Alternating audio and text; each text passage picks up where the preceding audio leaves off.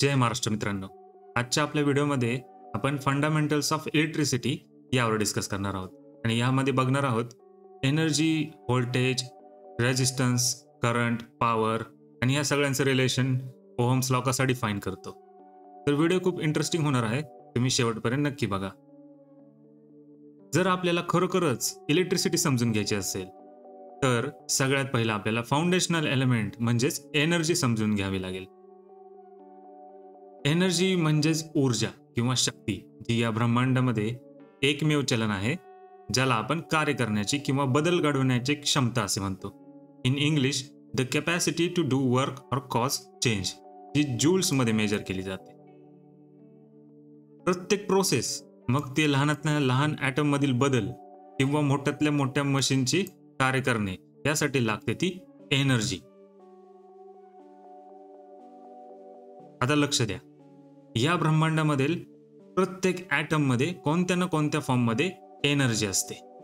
Most fundamental energy source म्हणजे E = mc². अर्थात प्रत्येक ॲटमला मास असते. मास म्हणजे त्याच्या सेंटरला जो न्यूक्लियस असतो त्याच्यामध्ये मास असते. According to Einstein's famous equation, mass is a form of energy. या व्यतिरिक्त ॲटम मध्ये पोटेन्शियल एनर्जी असते, ती म्हणजे ॲटमच्या न्यूक्लियस पासून असलेल्या इलेक्ट्रॉन्सच्या पोझिशन मध्ये. जर इलेक्ट्रॉन्स हे न्यूक्लियस पासून जवळच्या ऑर्बिटमध्ये फिरत असतील तर त्याच्यामध्ये लो पोटेन्शियल एनर्जी असते, आणि तेच जर इलेक्ट्रॉन न्यूक्लियस पासून आउटर ऑर्बिटमध्ये फिरत असतील तर त्याच्यामध्ये त्या इलेक्ट्रॉन्समध्ये हायर पोटेन्शियल एनर्जी असते. याच पोटेन्शियल एनर्जी सोबत सगळे इलेक्ट्रॉन्स हे कायनेटिक एनर्जीला पण होल्ड करतात, कारण ते न्यूक्लियसच्या भोवती फिरत असतात. आता प्रत्येक ॲटम हा स्टेबल राहण्यासाठी प्रयत्न करत असतो. जर आउटर शेलमध्ये इलेक्ट्रॉनची संख्या पूर्ण नसेल तर तो ॲटम अनस्टेबल असतो, आणि असे ॲटम त्यांचे आउटर शेलमधील इलेक्ट्रॉन्सला गेन म्हणजे ॲक्सेप्ट करायला किंवा लूज और शेअर करायला रेडी असतात.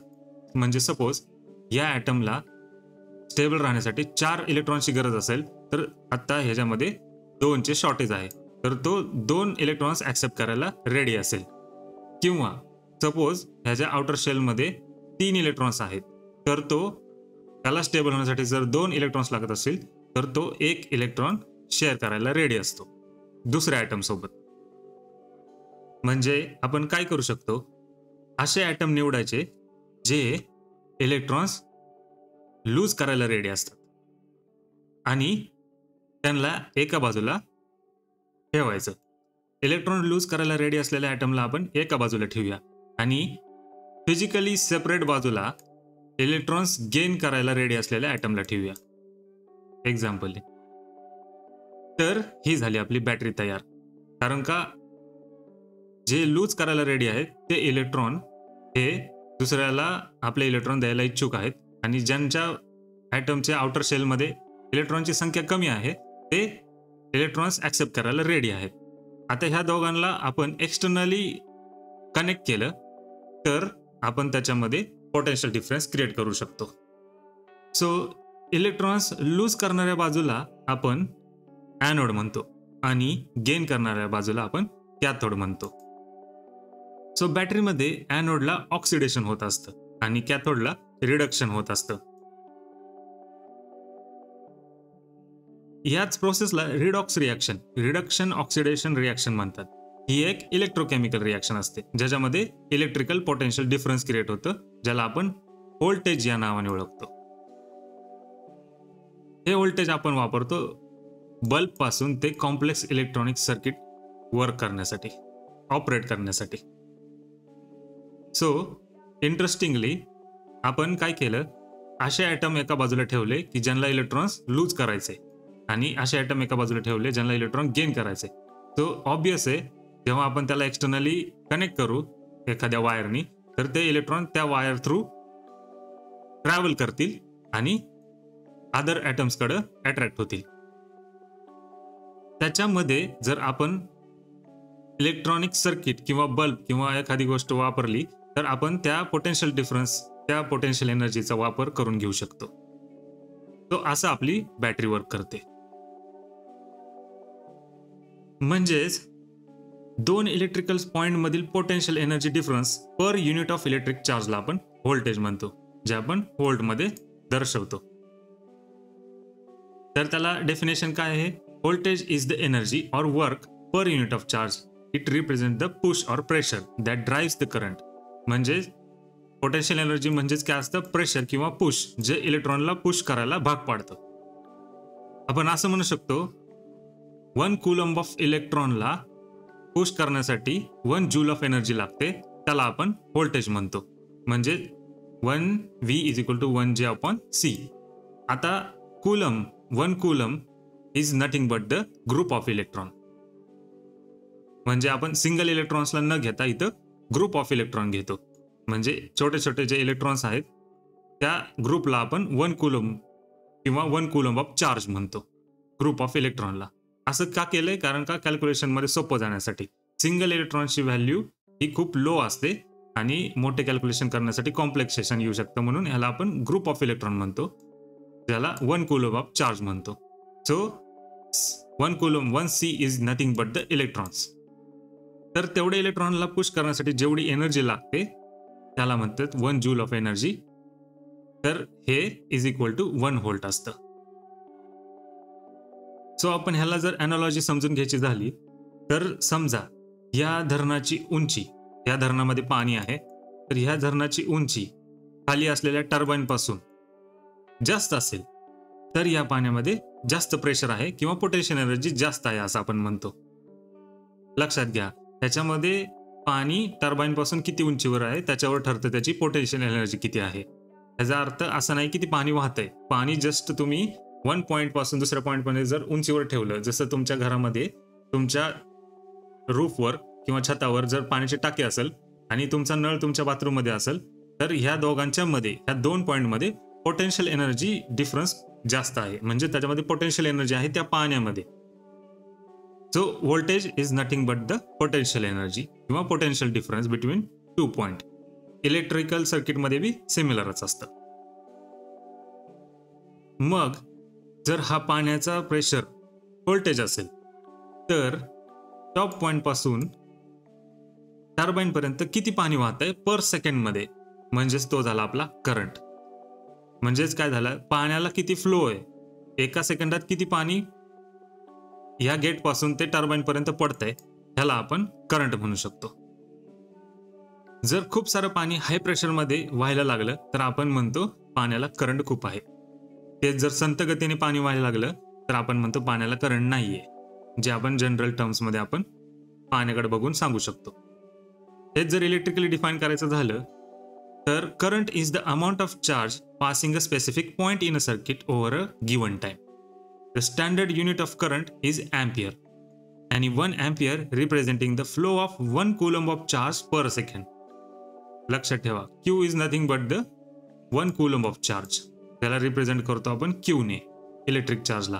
Is nothing but the group of electron, जसं आपण मगाशी सांगितलं, is nothing but the group of electron. तर हे ग्रुप ऑफ इलेक्ट्रॉनला पॉइंट 1 पासून ते पॉइंट 2 पर्यंत रीच व्हायला किती वेळ लागतोय, म्हणजे झाला T. ह्याला आपण म्हणतो करंट. म्हणजे the flow of electron is nothing but the current. आणि ह्या अॅनालॉजी मध्ये जर बसवायचं असेल, the flow of water is nothing but the current. So voltage is nothing but the potential difference and flow is nothing but the rate of flow is nothing but the current. पण ती दुनियाच कसली जिथे तुम्हाला अडथळे नसतील. Means या पाण्याच्या फ्लोला कमी करण्यासाठी जे अडथळे येतात त्याला आपण रेजिस्टन्स म्हणतो. जसं आपण इथं पाण्यामध्ये जे दगड पडलेले असतात किंवा ओंडके पडलेले असतात किंवा पाण्याचे जे सरफेस आहे खाली, रिव्हर सरफेस, रिव्हर बेड असेल, त्याचं फ्रिक्शन असेल, हे सगळे झाले रेजिस्टन्स. हेच similarly in electrical circuit, resistance is the opposition to the movement of electric current. It's like the electrical friction. किंवा आपण असं म्हणू शकतो, resistance is the opposition to the flow of current, जो मेजर केला जातो ओहम्स मध्ये. आता जे मटेरियल वाईडली यूज होतात त्यातच रेजिस्टन्स असतो इलेक्ट्रिक फ्लोला कमी करण्यासाठी. जसं ह्या एक्झाम्पल मध्ये पाणी ज्या सरफेसवरनं वाहतंय त्याच्यामुळेच रेजिस्टन्स क्रिएट होतो. सेम वे ज्यातनं करंट वाहतो त्याच्यामुळे त्याचा रेजिस्टन्स कमी होत असतो. म्हणूनच आपण कॉपर वायर्स वापरतो, कारण त्याचा रेजिस्टन्स कमी असतो बाकी मटेरियलपेक्षा. जसं की वूड झालं किंवा रबर झालं, त्याच्यामध्ये हाय रेजिस्टन्स असतो. आता हे सगळे energy, voltage, current and resistance हे आयसोलेटेड कन्सेप्ट नाहीयेत, तर हे सगळे इंटरकनेक्टेड आहेत आणि ते डिफाईन होतात ओहम्स लॉने. ओहम्स लॉ त्यांचं रिलेशन डिफाईन करतो. The voltage across a conductor is directly proportional to the current flowing through it against the resistance. म्हणजे V is equal to I into R. ह्याला म्हणतो आपण ओहम्स लॉ. आणि जेव्हा current flow करतो एखाद्या रेजिस्टिव्ह मटेरियलमधून, तेव्हा इलेक्ट्रिकल एनर्जी ही convert होत असते in another form of energy, जसं की कॉमनली हीटमध्ये, because of resistance. So ohm's law काय सांगतो? The push drives the flow against the opposition in a circuit. It's called the Ohm's law. तर लक्षात ठेवा, जर पोटेन्शियल असेल तर एनर्जी कधी फ्लो व्हायची थांबू शकत नाही. मग किती पण रेजिस्टन्स असो, ती ट्रान्सफॉर्म होऊ शकते दुसऱ्या फॉर्ममध्ये, बट थांबू शकत नाही, कारण V हा directly proportional to the flow of current असतो. म्हणजेच पोटेन्शियल डिफरन्स असेल तर फ्लो हा गॅरंटेड आहे, पण रेजिस्टन्समुळे त्याला थांबत नाही, तो कन्वर्ट होतो किंवा ट्रान्सफॉर्म होतो, जसं की हीटच्या स्वरूपामध्ये ट्रान्सफॉर्म होतो. बट एनर्जी थांबू शकत नाही, ती फ्लो होत राहते. आता लास्ट बट नॉट लिस्ट, या एनर्जीच्या ट्रान्सफॉर्म किंवा अनदर फॉर्ममध्ये कन्वर्ट होण्याच्या रेटला आपण म्हणतो पॉवर, जी डिफाईन होते वॉटनी. The rate at which electrical energy is transfer or converted from electrical form into another form of energy is called power, जी वॉटमध्ये मेजर होते. आपण असं म्हणलं 1 watt is equal to 1 joule of energy per second. म्हणजे किती energy पर सेकंडमध्ये transfer होते किंवा कन्वर्ट होते, त्याला आपण म्हणतो power. So power definition is P is equal to V into I, म्हणजे व्होल्टेज इंटू करंट, ह्याच्या कॉम्बिनेशनला आपण म्हणतो पॉवर. या फॉर्म्युलामध्ये आपण ओहम्स लॉला जर रिप्लेस केलं तर आपण पॉवरला P is equal to I square into R पण लिहू शकतो, and V square upon R पण लिहू शकतो. पॉवरला मेजर केलं जातं वॉटमध्ये आणि रिप्रेझेंट केलं जातं P मध्ये. सो टू कन्क्लूड, आपण काय काय बघितलं फाउंडेशनल इलेक्ट्रिसिटी मध्ये? एनर्जी पासून बघूया आपण. The universal capacity of work म्हणजे एनर्जी असते. V त्यानंतर आपण काय बघितलं? Voltage, the electrical push or potential difference that drives the charge. And current बघितला, the actual flow rate of that charge. त्यानंतर आपण बघितलं resistance, opposition to this flow of current, converting some electrical energy into another form of uh heat. Finally, we introduce the power, the rate at which energy is transferred or converted. ज्याच्यामध्ये आपण major करू शकतो की how quickly work is being done. म्हणजे power define काय करते की किती फास्ट वर्क होऊ शकतं हे आपण डिफाईन करू शकतो बेस्ड ऑन किती पोटेन्शियल एनर्जी आहे, डिफरन्स आहे, इंटू त्याचा फ्लो किती आहे ह्याच्यामध्ये. तर ह्याच्यामध्ये पॉवर डिफाईन होते. आता हे पाचीचे पाची concept, energy, voltage, current, resistance and power, हे काही फिजिक्सचे टर्म्स नाही आहेत, तर हे फंडामेंटल बिल्डिंग ब्लॉक आहे जे सगळ्या सिस्टममध्ये, मग लहानातल्या लहान ट्रान्झिस्टर असो तुमच्या फोनमधील किंवा largest generator in power plant असो, त्या सगळ्यांमध्ये हेच कन्सेप्ट अप्लाय होतात. तर सगळा व्हिडिओ बघितल्याबद्दल तुमचं धन्यवाद. भेटूया आपण नेक्स्ट व्हिडिओमध्ये. थँक्यू.